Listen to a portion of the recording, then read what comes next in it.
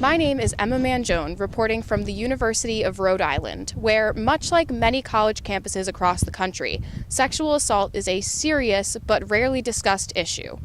I looked at the statistics from the U.S. Department of Education, Safety and Security to find out the frequency of sexual assault on college campuses in Rhode Island. In 2015, URI's campus of 16,000 students had only 7 reported cases of rape. To discuss what this low number means, I went to URI's Women's Center.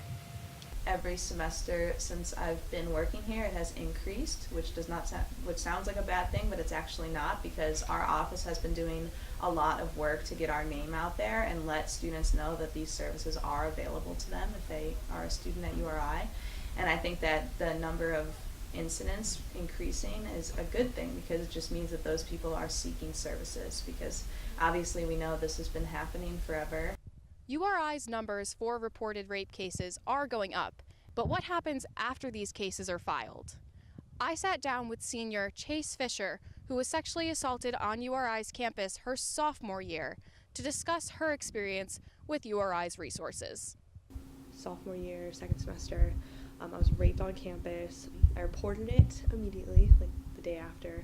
I went to health services, and then from the women's clinic, I went to the women's center. That's when I met Racine, who is, I think, the first person women go to when they have to report something. And from then, everything just kind of was awful. They didn't help me. They basically withheld a lot of information as to what I could have done. It was a very long process. It's been 2 years, and I'm still fighting for this. To get a better look at this, I sat down with Racine Amos of the Women's Center here at URI. So if they go the criminal route, going and making the formal or informal report, and then it's kind of up to the police what happens after that. As far as when they complete the report, it goes to the Attorney General, and the Attorney General will decide whether or not to press charges. In those cases, a lot of times after the initial reporting, the student doesn't have a whole lot to do until there's a grand jury or something like that, if the Attorney General picks it up. And one of the challenges sometimes is time and communication. So the criminal process can take up to 18 months. That's what we were told by local law enforcement agencies. And we share that with victims just to make sure that it's realistic and we're being genuine.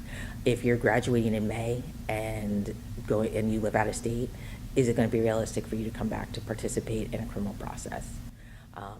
And if they do, okay, let's support you. Let's figure out how to make that happen, so that you can still continue to participate in it. The important question that needs to be asked is, why are these resources so hard for students to access? More cases are being reported, but there's no evidence that it's going any further than that. This has been Emma Manjone from the University of Rhode Island.